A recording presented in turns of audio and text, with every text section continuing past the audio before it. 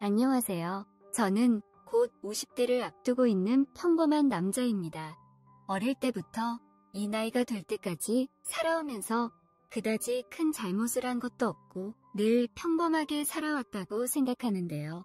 그런 저에게 남들에게는 절대로 이야기할 수 없는 딱 한 가지 커다란 비밀이 있습니다. 어느 누구에게도 말할 수 없고 심지어 아내에게까지도 비밀이지만 이제 나이도 먹었고 오래전 일이기도 해서 하나의 추억거리로 이야기해보려 합니다. 계속 저 혼자만 알고 살기에는 도저히 입이 근질근질해서 참을 수 없네요. 그렇다고 주변 사람들에게 함부로 이야기했다가는 제 인생이 엉망진창이 되고 완전히 끝장나버릴 것만 같아서 도저히 이야기하지 못했는데 이대로라면 정말 죽을 때까지 아무한테도 이야기하지 않을 것 같아서 익명으로 사연을 보내봅니다. 약간 충격적일 수 있는 이야기지만 거짓없이 진실만을 말씀드리도록 하겠습니다. 저는 25년 전에 결혼해서 지금까지 꾸준히 사랑을 지켜온 아름다운 아내가 있습니다. 아내는 예전부터 지금까지 정말 착하고 예쁘면서 매력적이기도 한 여자였어요. 저한테는 과분할 정도의 사람이었고 무엇 하나 빠질 것 없는 사람이었죠. 연애는 물론 결혼을 해서도 부부의 금술이 너무 좋았고 주변 사람들도 모두 보기 좋은 부부라면서 칭찬도 많이 들었습니다. 심지어는 밤의 궁합도 어마어마하게 잘 맞아서 결혼하자마자 예쁜 아이도 생겼습니다. 당시에 별다른 노력도 하지 않았는데 바로 천사 같은 아이가 생겼다는 말에 얼마나 행복하던지 지금 생각해도 저희 부부는 참 궁합이 좋았습니다. 장인어른은 일찍이 돌아가셨고 장모님만 계셨는데 장모님이 17살에 저희 아내를 낳았기 때문에 나이 차이가 별로 나지 않았습니다. 장모님이 관리를 잘해서 그런지 겉보기에도 그렇게 늙어 보이지 않고요. 제가 아내와 8살 차이기 때문에 장모님과도 위로 9살 차이밖에 나지 않습니다. 이 정도면 장모님보다는 누나라는 말이 어울릴 정도라니까요. 장모님은 나이도 젊은 편이었고 아내처럼 미인이었습니다. 처음 아내를 만났을 때 정말 예쁘다고 생각했는데 그 생각이 장모님을 처음 봤을 때 아내의 미모는 장모님에게서 내려왔구나 하고 단번에 느낄 수 있을 정도로 타고난 젊음을 유지하면서 자연적으로 아주 예쁜 그런 사람이었습니다. 아무리 그래도 나이가 적은 편은 아닌데 관리를 꾸준하게 했다고 하더라고요. 평소에 이것저것 건강에 좋은 걸 많이 챙겨 먹고 술도 잘 안 먹고 운동을 하루에 4시간씩 한다면서 몸 움직이는 걸 좋아하다 보니 몸매에 군살도 하나 없으셨습니다. 혼자 사는 미망인이고 젊고 아름답다 보니 동네 아저씨들이 우리 장모님하고 한번 놀고 싶어서 껄떡거리는 사람이 한두 명이 아니었습니다. 공원에 놀러 갔다가 옆에 벤치에서 저희 장모님 이야기하는 것도 실제로 들은 적이 있으니 말입니다. 하지만 장모님은 재혼은 물론이고 남자 만날 생각 자체가 없어 보였습니다. 먼저 돌아가신 장인어른을 그리워해서 그러는 건지 다른 이유가 있는 건지 알 수 없었어요. 원래 성격이 그렇게 밝은 편도 아니라서 동네의 아저씨들하고도 어울리지 않더라고요. 그런 장모를 보면서 저는 한편으로는 참 안쓰러운 마음이 들었습니다. 젊은 나이에 장인과 사별한 것도 슬프고 답답할 텐데 다른 사람을 만나지도 않고 지금까지 혼자서 지내는 게 얼마나 힘들었을지 상상할 수 없었어요. 그렇기 때문에 아내가 저와 결혼하기 전에 제게 시집 가버리면 혼자 남게 될 장모님이 불쌍해서 안 될 것 같다고 이야기했고 그런 아내를 위해 저는 평생 장모님을 제가 모시고 살겠다고 대답을 했습니다. 아내가 예쁘면 처가 기둥의 절이라도 한다는 말처럼 기쁜 마음으로 장모님과 함께 살았어요. 처음부터 딱히 그게 불편할 거라고 생각하지 않았습니다. 마음의 준비도 항상 했고 다짐도 여러 번 했지요. 막상 함께 살다 보니 신기할 정도로 불편한 게 없었고 장모님이라고 많이 눈치 보거나 그러지도 않았고 생각보다 하루하루 생활이 괜찮더군요. 신혼 초에 아내가 임신하고 힘들어했지만 장모님이 옆에 있어서 저의 입장에서는 오히려 너무 편했어요. 오히려 좋았습니다. 아무래도 경험자가 옆에 있으니까 아내도 심적으로 잘 의지할 수 있고 아내 혼자 끙끙 앓는 모습을 안 봐도 되니 저도 마음이 편했고요. 아이가 태어난 이후에도 장모님께서 아이를 많이 봐주신 덕분에 아내와 저는 바쁜 와중에도 나름대로 행복한 신혼생활을 즐길 여유도 있었습니다. 그러다가 우리 아이가 첫돌이 지났을 때 여름 휴가를 가게 되었어요. 아내가 바다를 보러 가고 싶다는 바람에 장모님을 모시고 온 가족이 강원도 양양으로 갔습니다. 지금에야 양양에 공항도 있고 젊은이들이 서핑도 타고 관광지가 됐는데 당시에만 해도 양양은 정말 바다 보러 가는 곳이었거든요. 관광지라고 말하기도 애매했습니다.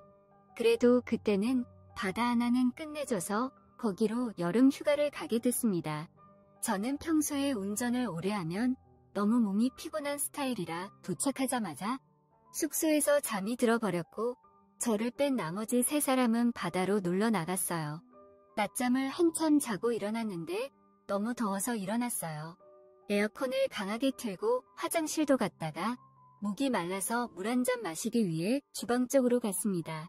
어차피 다른 사람들은 전부 바닷가에 놀러 갔기 때문에 저는 우통을 다 벗은 상태였어요. 비몽사몽하며 물을 마시려고 주방으로 걸어갔는데 제 아내가 냉장고를 정리하고 있는지 쪼그려 앉아서 숙소 냉장고를 뒤적거리고 있었습니다. 평소 제 아내가 즐겨 입었던 티셔츠와 치마였기 때문에 저는 아무런 의심 없이 제 아내라고 생각하고 뒤에서 끌어안았어요. 아내가 몸매가 정말 예쁜데 그 중에서도 뒤태가 가장 예술이었습니다. 조용히 다가가서 짓궂은 스킨십을 하다 보니 뭔가 느낌이 평소와는 다르더라고요. 아내인 줄 알았던 그 사람도 깜짝 놀라 뒤를 돌아봤는데 바로 제 장모님이었습니다. 장모님이 아내의 옷을 입고 있어서 제가 완전 착각을 했던 것이었어요. 자다 일어나서 비몽사몽한 상태였고 제가 안경도 안 쓰고 있었기 때문에 더 몰라봤습니다. 저도 놀라고 장모님도 놀라서 바로 방으로 뛰어들어가 옷을 제대로 입고 안경을 쓰고 나왔습니다.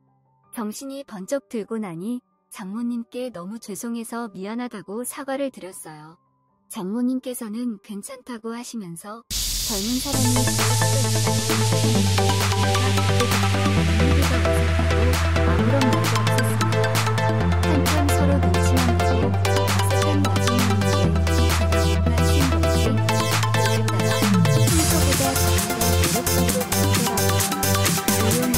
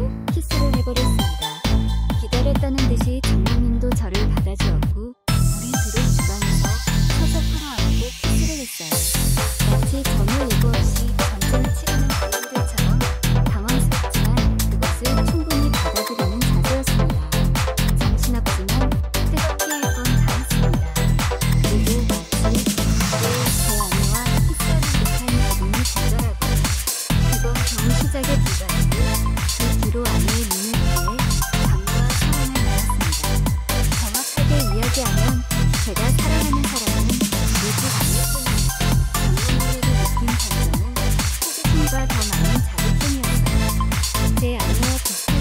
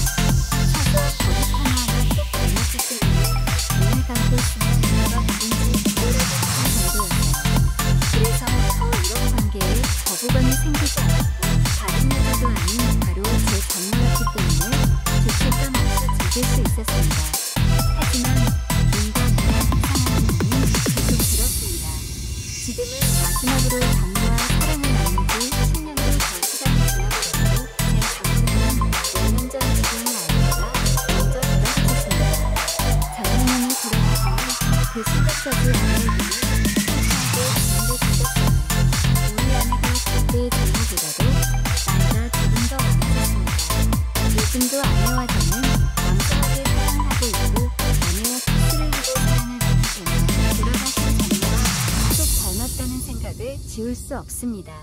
아내를 보면서 장모님을 그리워하는 제 자신이 우습게 보일 수도 있지만 이런 기분이 들 수 있다는 것을 이해해 주셨으면 좋겠습니다. 그리고 제 죄책감 때문인지 가끔은 장모가 제 꿈에 나올 때가 있습니다.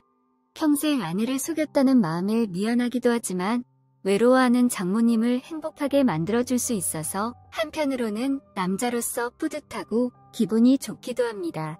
하지만 아내가 이 모든 사실을 알게 되면 받게 될 충격이 너무나 두려워서 저는 도저히 아내에게 사실대로 이야기할 수 없습니다. 세상에서 장모님과 저의 관계를 아는 사람은 오직 저뿐입니다. 제가 죽는 날까지 아내에게는 비밀로 할 것이고 미안한 마음만큼 더 사랑해 주겠습니다. 2명을 사랑했던 제 마음은 이제 온전히 제 아내 것입니다. 제 이야기를 들으신 분들은 막장 집안이라 생각하겠지만 적어도 저는 밖에서 다른 여자를 만나서 바람을 피우는 놈들보다는 제가 낫다고 생각해요. 끝까지 기밀 잘 지키고 행복한 결혼 생활을 할 것입니다.